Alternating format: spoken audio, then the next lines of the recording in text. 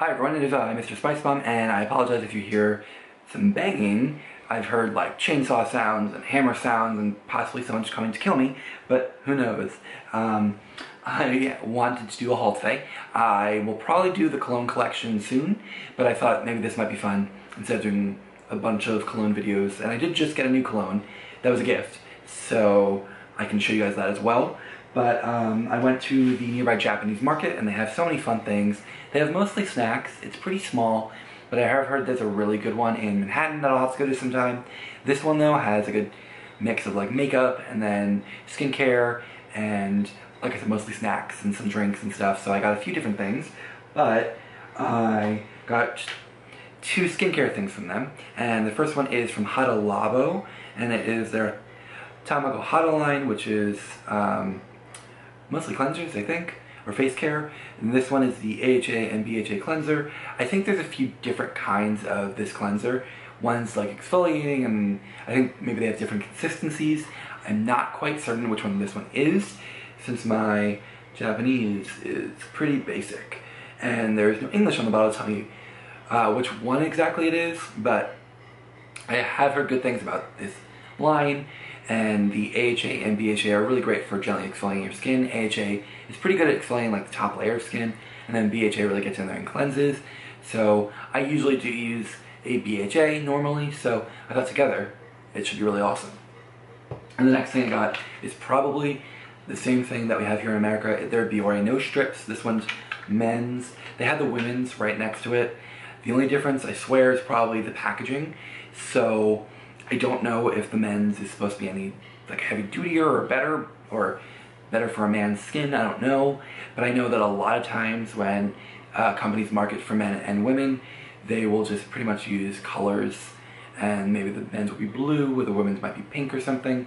I don't usually buy into men's products just because I feel like they're not always the best, and they're not always the best for your skin. So it just kind of depends on what I find and what I want to try. Sometimes I just kind of go for it. But they had a white version, which I'm pretty sure is the regular version that I've used and that you can find in the States. And this one's black, which I've never seen before. And I looked it up online, and I think the only difference between the black one is that it absorbs some oils, and perhaps you can see maybe the blackheads better. I don't know. That's what it looks like. That's, I think, what I read online. But if you do use nose strips, just be careful because they can actually hurt your nose and damage the capillaries at the very worst.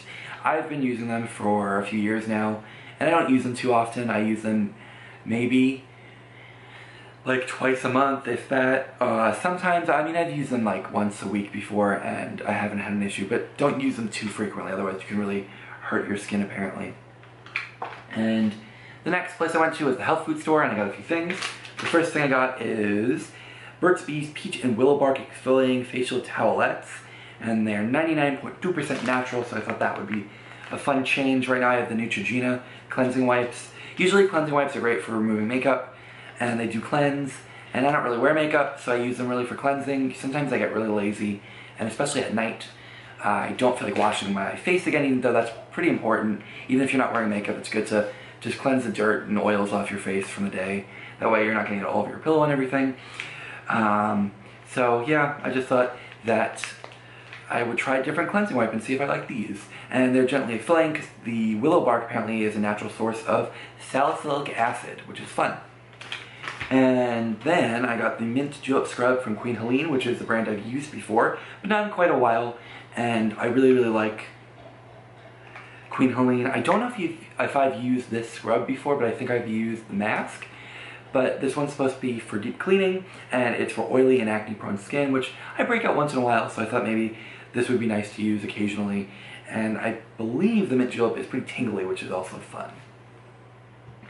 And then the last two things I got are a shampoo and a conditioner. The shampoo is from Alba Botanica Hawaiian Shampoo, So Smooth Gardenia, frizz-free sleek, no damaging sulfates or heavy silicones. I feel like the prospect for me of sulfates is kind of, I'm not sure how I feel about them.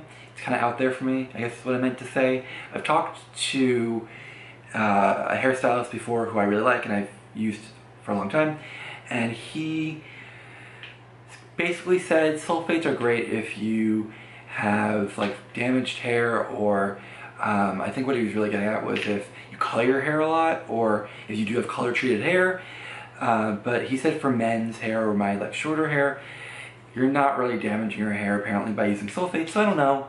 But occasionally I do buy sulfate-free shampoos, and this one does have no parabens, which is something else that I kind of am not sure how I feel about. I've read articles that say that parabens are so bad, but then I've also read that parabens are actually one of the most tested preservatives, and it's used in all cosmetics, skincare, hair care, makeup, and they're actually so tested that we know the effects and we know what it's going to do, and apparently there's a lot of claims out there that I guess may not be true, so I don't know, and maybe I should do a little bit more research, but I have read that people are going crazy about parabens when really they're not as big of a problem as people think they are, and especially because if we're not using parabens, companies will be using other types of preservatives that are not as tested, so parabens seem to be then the lesser of two evils, but I feel like parabens probably aren't that bad, and people just kind of freak out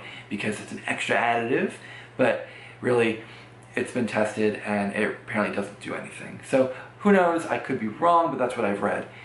And oh, I wanted to say before I move on to the conditioner, this one smells really great. It smells like gardenia, it smells florally.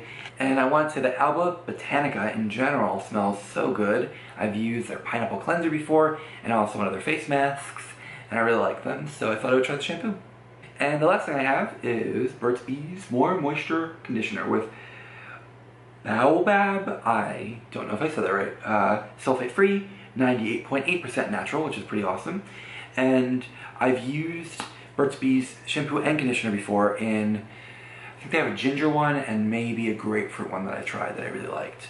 But I've not used this one before, and it smells really good. It has a really sweet, fruity smell, and I'm excited to use this one. So we will see how this works. Usually I would get like a pair of shampoo and then also the same line of conditioner, but neither of them at the store had a pair, so I thought I would put them together. They're both natural, sulfate-free, paraben-free, so I thought they would work well.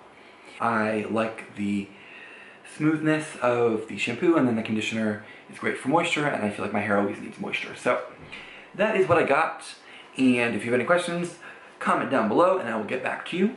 And otherwise, I will see you next week. Bye everyone.